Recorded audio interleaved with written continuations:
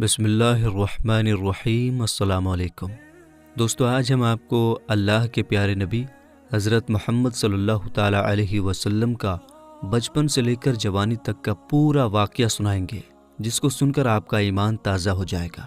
اس لیے آپ سے ریکویسٹ ہے کہ ویڈیو آخر تک ضرور دیکھیے گا۔ دوستو، پہلے عرب کے قبیلوں کا جاہلانہ رواج تھا۔ ہر قبیلے کا اپنا اپنا مذہب تھا اور ان سب کے دیوی دیوتا بھی الگ الگ تھے۔ کوئی مورتی کی پوجا کرتا تھا تو کوئی آگ کی۔ یہودیوں اور عیسائیوں کے بھی قبیلے تھے اور وہ بھی مذہب کے بگاڑ کے شکار تھے۔ اس وقت لوگ اللہ کو چھوڑ کر انسانوں اور پیڑ پہاڑوں کی پوجا کرنے میں لگے ہوئے تھے۔ پورے عرب میں دنگا فساد عام تھا۔ عورتیں اور بچے محفوظ نہیں تھے۔ لوگوں کی جان اور مال کی حفاظت کی کوئی گارنٹی نہیں تھی۔ اس اندھیرے دور سے دنیا کو باہر نکالنے کے لیے اللہ نے حضرت محمد صلی اللہ تعالیٰ علیہ وسلم کو اپنا پیغمبر بنا کر اس دنیا میں بھیجا۔ دوستو، حضور صلی اللہ تعالیٰ علیہ وسلم 12 ربیع الاول 571 عیسوی میں پیر کے دن اور صبح صادق یعنی فجر کے وقت مکہ میں پیدا ہوئے۔ آپ کے پیدا ہوتے ہی آپ کے دادا عبد المطلب آپ کو گود میں اٹھا کر کعبہ شریف میں لے گئے، آپ کے لیے دعائیں کی اور آپ کا نام رکھا محمد۔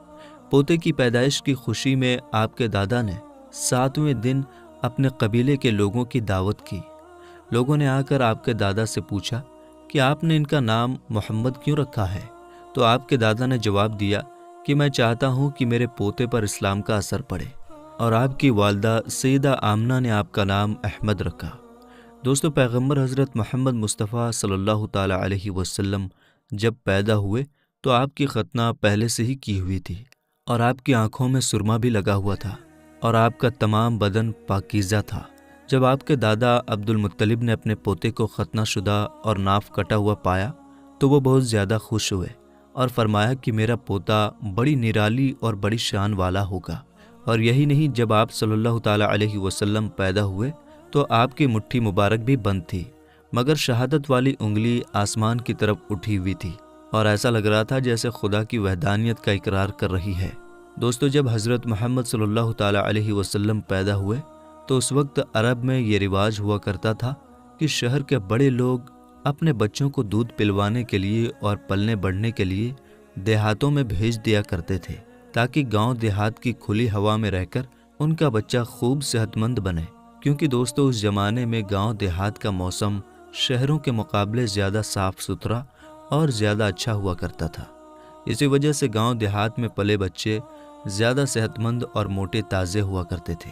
دوستو، اسی رواج کے مطابق پیغمبر حضرت محمد صلی اللہ تعالیٰ علیہ وسلم کو بھی مکہ سے دور طائف کے قریب ایک علاقہ ہے جہاں بنی سعد قبیلہ رہتا ہے، وہاں لے جایا گیا اور ایک دائی کو سونپ دیا گیا جس کا نام دائی حلیمہ تھا، اور وہ بنی سعد قبیلے سے تھی، اس لیے ان کو حلیمہ سعدیہ بھی کہا جاتا ہے۔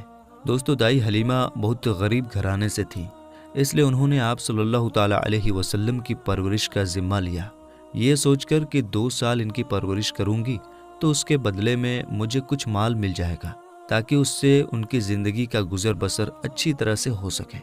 دوستو، جیسے ہی حضرت آمنہ نے اپنے پیارے بیٹے حضرت محمد صلی اللہ تعالیٰ علیہ وسلم کو دائی حلیمہ کے حوالے کیا، اور جو ہی دائی حلیمہ نے آپ صلی اللہ تعالیٰ علیہ وسلم کو اپنی گود میں اٹھایا تو اسی وقت سے دائی حلیمہ کی زندگی میں رحمت اور برکت ہونی شروع ہو گئی۔ دوستو، اس وقت عربوں میں یہ رواج تھا کہ بچے کی پرورش کا ذمہ 2 سال کا ہوا کرتا تھا، اور ہر 6 مہینے کے بعد بچے کو اس کے گھر والوں سے ملانا ہوتا تھا۔ اسی رواج کے مطابق دائی حلیمہ بھی 6 مہینے کے بعد پیغمبر حضرت محمد صلی اللہ تعالیٰ علیہ وسلم کو ان کی ماں سے ملانے کے لیے مکہ پہنچی۔ ان کے ساتھ ان کا شوہر حارث اور ان کا ایک چھوٹا بچہ بھی تھا جو ان کی گود میں تھا۔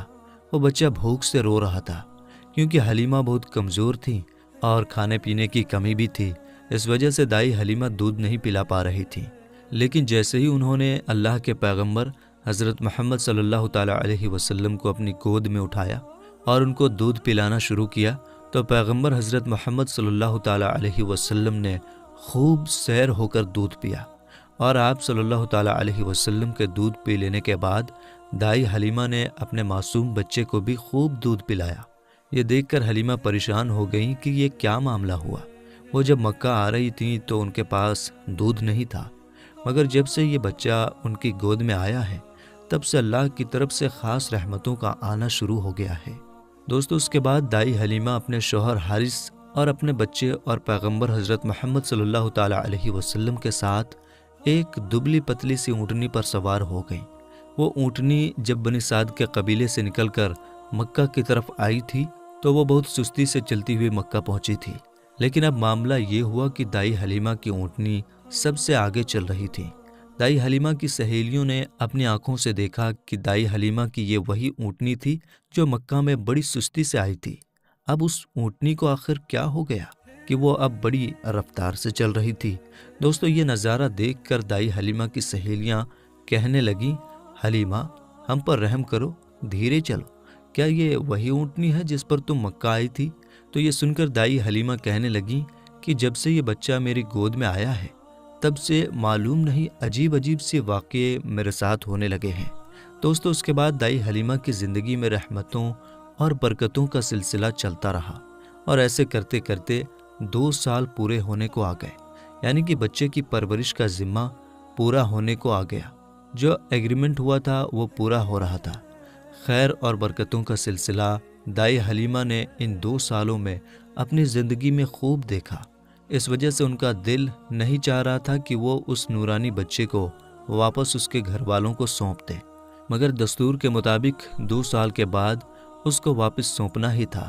اس لیے 2 سال کے بعد دائی حلیمہ پیغمبر حضرت محمد صلی اللہ تعالیٰ علیہ وسلم کو اپنے ساتھ لے کر مکہ کی طرف نکل پڑی۔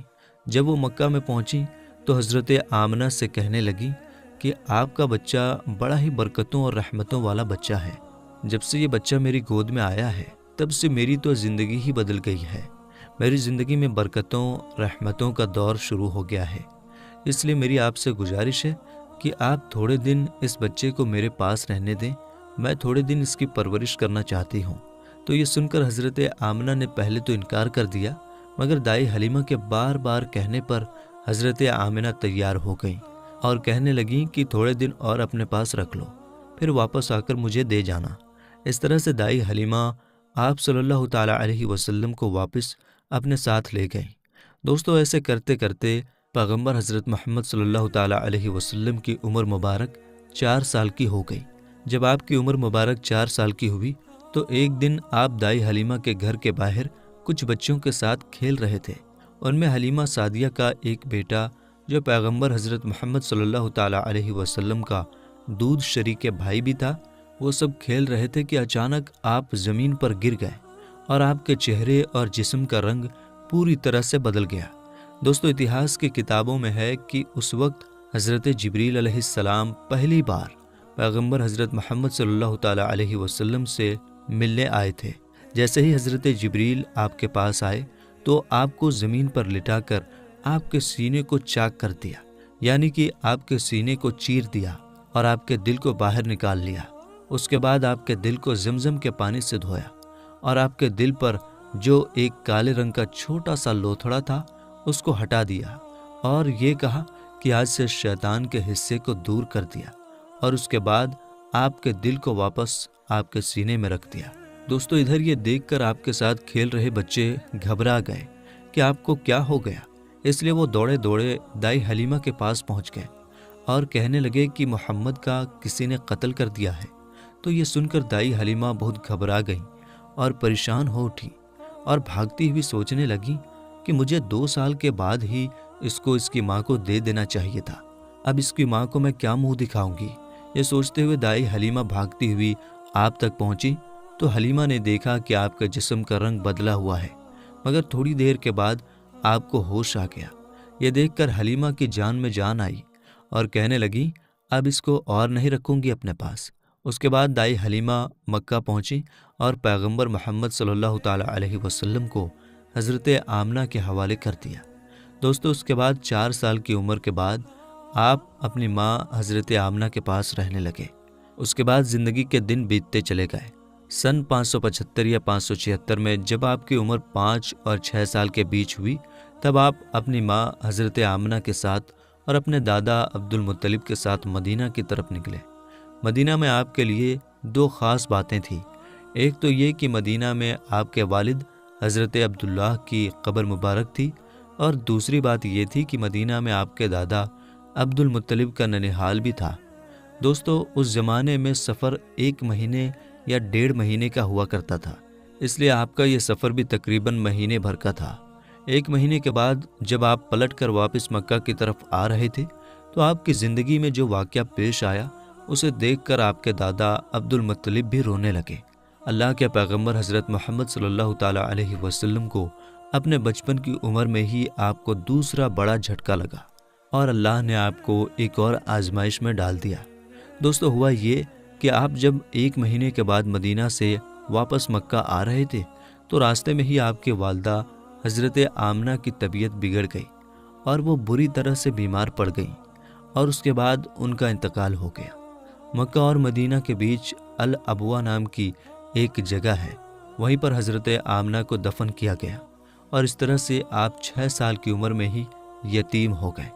آپ کی اس حالت کو دیکھ کر آپ کے دادا عبد المطلب بہت پریشان ہوئے اور وہ رونے لگے۔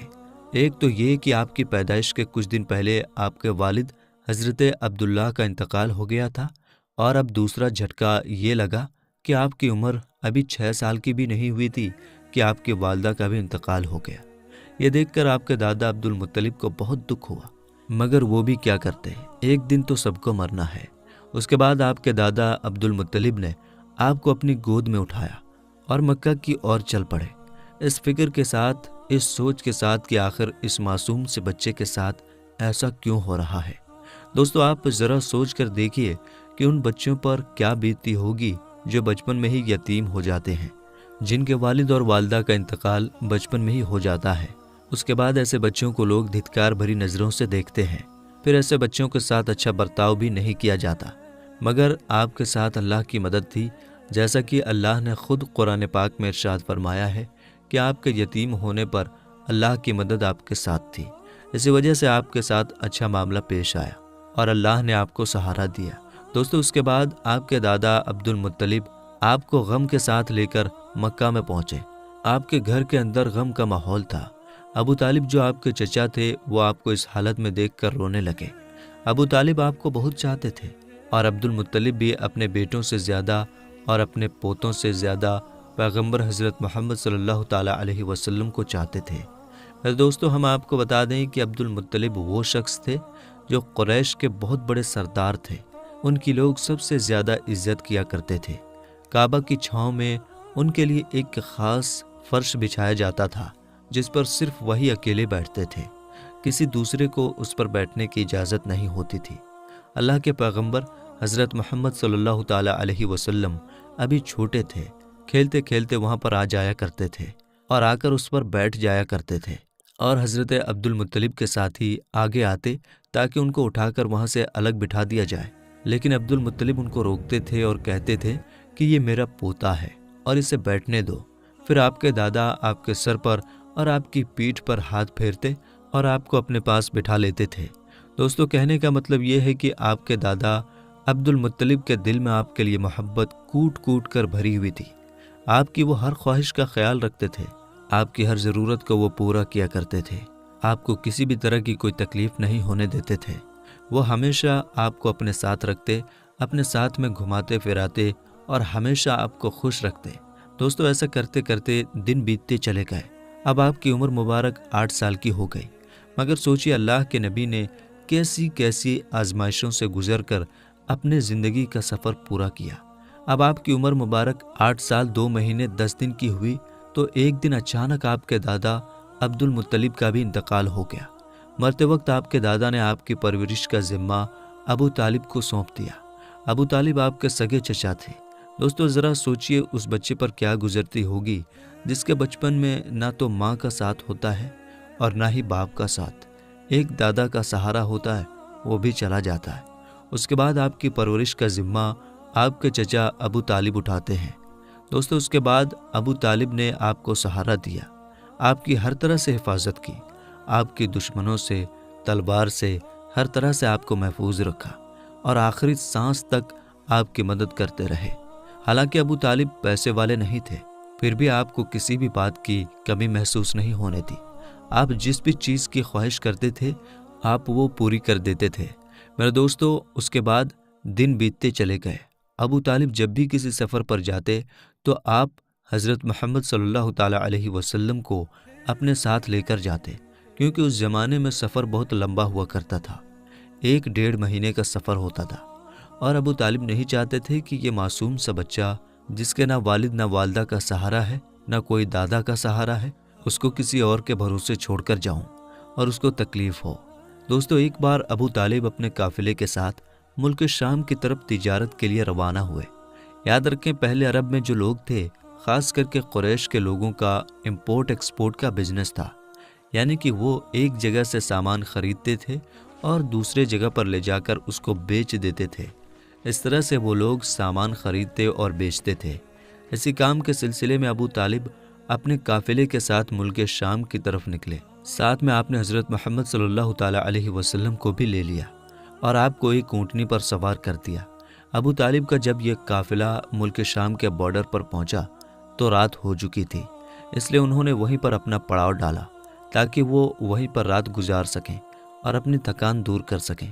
دوستو، ہم آپ کو بتا دیں کہ اس زمانے میں راہب ہوا کرتے تھے جو ایک جگہ سے دوسری جگہ پیدل جایا کرتے تھے۔ اس زمانے میں ایک عیسائی راہب تھا، یعنی کہ کرسچن راہب تھا، جو لوگوں کی رہنمائی کرتا تھا۔ وہ کبھی اپنے گھر سے باہر نہیں نکلتا تھا، یعنی کہ وہ ہمیشہ اپنے گھر کے اندر ہی رہتا تھا۔ جب اس کو معلوم چلا کہ ان کے سامنے کسی نے پڑاؤ ڈالا ہے تو وہ دوڑتا ہوا ان کے پاس آیا اور پیغمبر حضرت محمد صلی اللہ تعالیٰ علیہ وسلم کو لے لیا اور ابو طالب سے کہنے لگا کہ یہ بچہ ساری دنیا کا سردار بن کر آیا ہے۔ اس کی یہ بات سن کر ابو طالب حیران ہوئے اور پوچھنے لگے کہ تمہیں کیسے پتا؟ تم کو کس نے بتایا ہے کہ یہ بچہ ساری دنیا کا سردار بن کر آیا ہے؟ تو اس راہب نے کہا کہ جب تم اس گھاٹی سے ادھر اس گھاٹی میں آ چکے تھے تو اس گھاٹی میں ایسا کوئی بھی درخت اور پتھر نہیں تھا جو اس بچے کو دیکھ کر نہ جھکا ہو، اور پتھر اور درخت صرف انہی لوگوں کے آگے جھکتا ہے جس کو اللہ اپنا پیغمبر بنا کر بھیجتا ہے۔ اس کے بعد وہ کہنے لگا، تم اس بچے کو ملک کے ساتھ ساتھ لے کر مت جانا، کیونکہ آگے یہودیوں سے ان کو خطرہ ہے، کہیں وہ اس کا قتل نہ کر دیں، اور میں اس بچے کو اچھی طرح سے پہچانتا ہوں کیونکہ تورات اور انجیل میں ان کے رسول ہونے کا ذکر آیا ہے، اور میں اس بچے کو اچھی طرح سے پہچانتا ہوں۔ ان کی پیٹھ کے نیچے ایک سیب کی طرح جو نبوت کی مہر لگی ہے، اس مہر سے بھی میں ان کو پہچانتا ہوں، لہٰذا تم انہیں ملک شام لے کر مت جانا۔ دوستو، اب ابو طالب کو اس راہب کی باتوں پر یقین آ چکا تھا کہ وہ جو کہہ رہا ہے بالکل سچ کہہ رہا ہے۔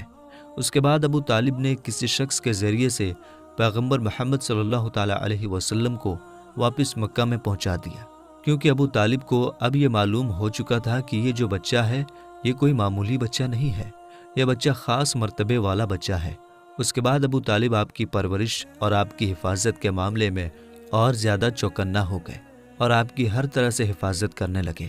اس کے بعد جب آپ جوان ہو گئے تو آپ صلی اللہ تعالیٰ علیہ وسلم کی سچائی اور ایمانداری کو دیکھ کر ایک بار حضرت خدیجہ رضی اللہ تعالیٰ عنہا نے آپ کو اپنا مال دے کر شام میں تجارت کے لیے بھیجا اور ساتھ میں اپنے ایک غلام کو بھی لگا دیا۔ اللہ کے فضل و کرم سے تجارت میں بہت فائدہ ہوا۔ حضرت خدیجہ کے غلام جن کا نام مسیرہ تھا، انہوں نے بھی آپ کی ایمانداری اور اچھے اخلاق کی خوب تعریف کی۔ یہ دیکھ کر حضرت خدیجہ آپ کی طرف مائل ہوئے، یعنی کہ حضرت خدیجہ آپ صلی اللہ تعالیٰ علیہ وسلم سے بہت پربھاوت ہوئی، اور اس کے بعد آپ نے خود ہی پیغمبر محمد صلی اللہ تعالیٰ علیہ وسلم کو نکاح کرنے کا پیغام بھیجا۔ دوستو، ہم آپ کو بتا دیں کہ حضرت خدیجہ رضی اللہ تعالیٰ عنہا عرب میں ایک کامیاب بزنس وومن تھی، اور اپنے ویاپار سے ہوئی کمائی کو حضرت خدیجہ غریب، اناتھ، ودوا اور بیماروں میں بانٹا کرتی تھی۔ انہوں نے ان گنت غریب لڑکیوں کی شادی کا خرچہ بھی اٹھایا تھا، اور اس طرح ایک بے حد نیک اور سب کی مدد کرنے والی عورت کے روپ میں اسلام میں ہی نہیں بلکہ پوری دنیا کے اتہاس میں ان کا بڑا یوگدان رہا ہے۔ یعنی کہ حضرت خدیجہ ہمیشہ غریب لوگوں کی اناج اور کپڑوں سے مدد کیا کرتی تھیں۔ حضرت خدیجہ مورتیوں میں وشواس نہیں کرتی تھیں اور نہ ہی ان کی پوجا کرتی تھیں۔ دوستو، ہم آپ کو یہ بھی بتا دیں کہ حضرت خدیجہ کی پیغمبر محمد صلی اللہ تعالیٰ علیہ وسلم کے ساتھ شادی ہونے سے پہلے 2 شادیاں ہو چکی تھیں، اور ان کے اپنے پہلے دونوں شوہروں سے بچے بھی تھے۔ انہوں نے اپنا پہلا نکاح ابو حالہ سے کیا تھا، جن سے ان کو 2 بیٹی ہوئی تھی۔ مگر اس کے بعد ابو حالہ یعنی کہ ان کے پہلے شوہر کی موت ہو گئی، اور اس کے بعد حضرت خدیجہ نے دوسری شادی عتیق ابن زید کے ساتھ کی، جن سے ان کو ایک بیٹی ہوئی، مگر یہ بھی تھوڑے دنوں کے بعد اس دنیا سے چل بسے اور یہ پھر سے بیوہ ہو گئیں۔ ان کے بعد عرب کے بڑے بڑے تاجداروں نے، سرداروں نے خدیجہ کے ساتھ شادی کی پیشکش کی، مگر حضرت خدیجہ راضی نہ ہوئے، یہاں تک کہ اللہ تعالیٰ نے آپ کو پیغمبر محمد صلی اللہ تعالیٰ علیہ وسلم کی طرف مائل کر دیا۔ دوستو، اس کے بعد حضرت خدیجہ نے پیغمبر محمد صلی اللہ تعالیٰ علیہ وسلم کی ایمانداری اور تجارتی سفر کو دیکھ کر تیسرے نکاح کا پیغام آپ نے خود ہی اپنی ایک خاص سہیلی جس کا نام نفیسہ تھا، اس کے ذریعے آپ نے پیغمبر محمد صلی اللہ تعالیٰ علیہ وسلم کے پاس نکاح کا پیغام بھیجا۔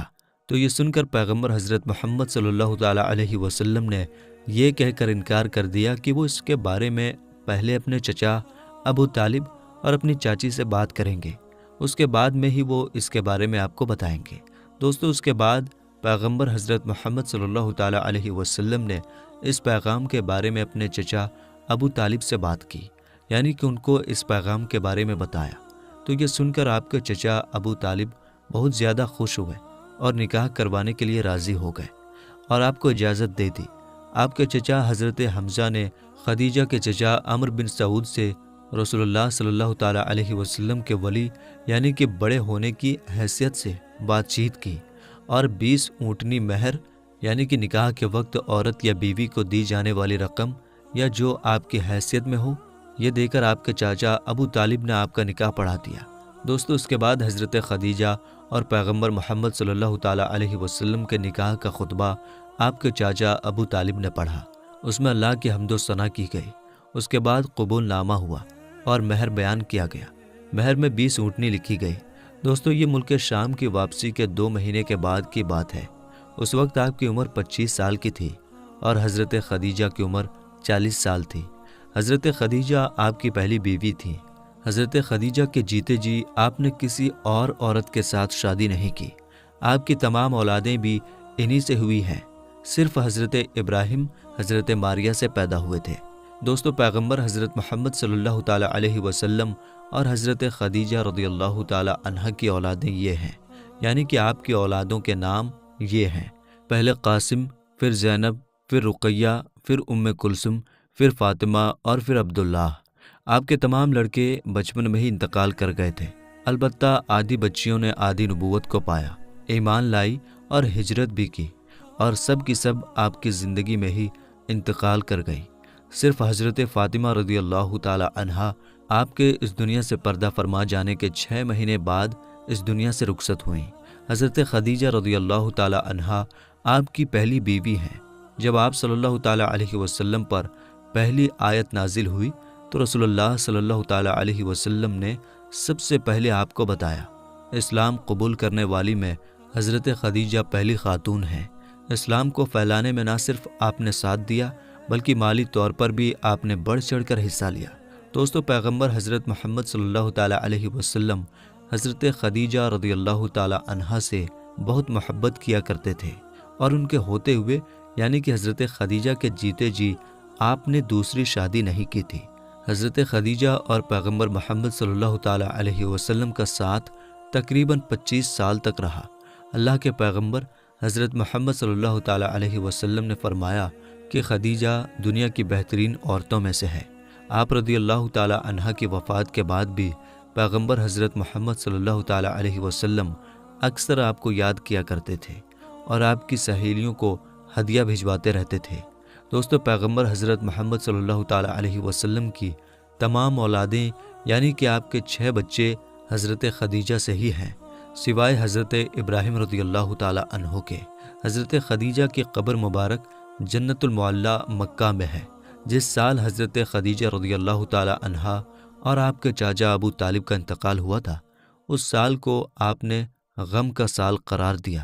میرے دوستو، اعلان نبوت سے پہلے اللہ کے پیغمبر حضرت محمد صلی اللہ تعالیٰ علیہ وسلم کچھ کھانے پینے کا سامان اپنے ساتھ لے کر غار حرا کی پہاڑی پر چلے جایا کرتے تھے اور وہاں جا کر اللہ کی عبادت کرتے تھے، یعنی کہ اللہ کی عبادت میں مشغول رہتے تھے۔ یہ سلسلہ کافی دنوں تک ایسے ہی چلتا رہا۔ یعنی کہ کافی دنوں تک آپ اسی طرح سے غار حرا کی پہاڑی پر جا کر اللہ کی عبادت کرتے رہے۔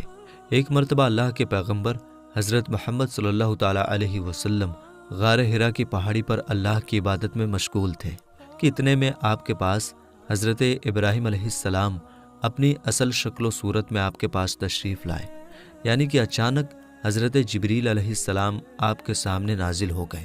ہم آپ کو بتا دیں کہ یہ جبرائیل علیہ السلام اللہ کے سارے فرشتوں کے سردار ہیں، اور حضرت جبریل علیہ السلام کی طاقت اتنی ہے کہ اگر جبرائیل اپنا ایک پر پھیلا دیں تو پورب سے لے کر پشچم تک اس پوری دنیا کو چھپا لیں، یعنی کہ اتنا بڑا حضرت جبریل علیہ السلام کا ایک پر ہے، اور حضرت جبریل علیہ السلام کے اس طرح کے 70,000 پر ہیں۔